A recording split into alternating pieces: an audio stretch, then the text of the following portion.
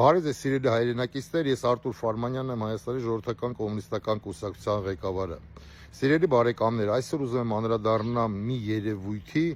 քանի որ նա երևույթ է, որի անունն է Լևոն Շիրինյան։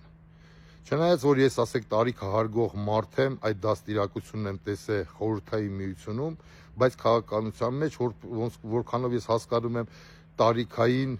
բարիերներ գոյություն չունեն։ Դրա համար ես իրեն հետ խոսելու եմ դույով եւ նա այդ իրավունքը ինձ թողել է։ Հիմա դիտենք այս տեսահոլովակ, այնուհետև ես արձագանքեմ Լևոն Շիրինյանին։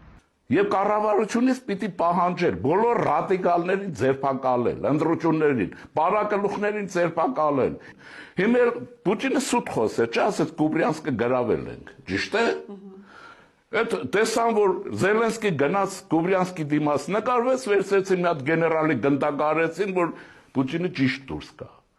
Ուրեմն մինչև արձագանքելս տեսեք ինչ եմ ուզում ասեմ։ Ցավոք սրտի այս չարաբաստիկ երևույթը այն երկրից է, որտեղից որ իմ պապերն են, նա ջավախեցի է, Մաջատյա գյուղ կա, տենց կարծեմ նա այդ գյուղից է։ Շատ ափսոսանքով եմ այս փաստը արձանագրում, որովհետև ընդհանրապես կներեք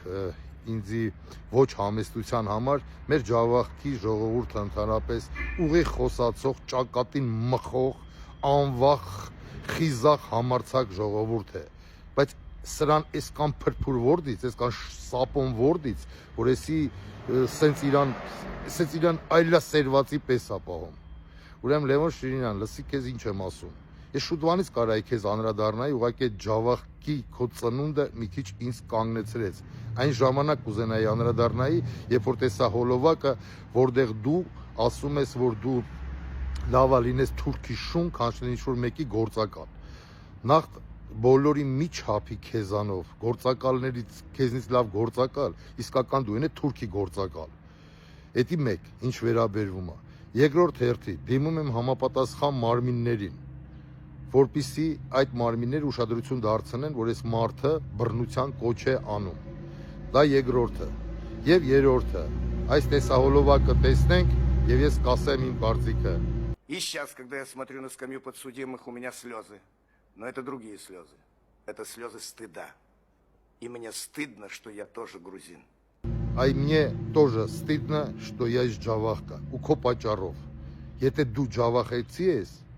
ես կասկածում եմ, որ դու ջավախ ես, ջավախի հողը չի կարա նման ազնվորություն ծնի։ Դրանց որդից են քեզ բերեք գցե ջավախի հողի մեջ։ Ինչ ես ասում։ Ասում ես Պուտինը ամենասուտխասանն է, Կուպրյանսկում եկավ նկար։ Ես Պուտինի դատավորը չեմ, ոչ է Պուտինի փաստաբանն եմ։ Բայց դու ուր Պուտինը ուր։ Ում հետ ես համեմատվում։ Ում հետ։ Դու ով, Պուտինը ով։ Հետո դու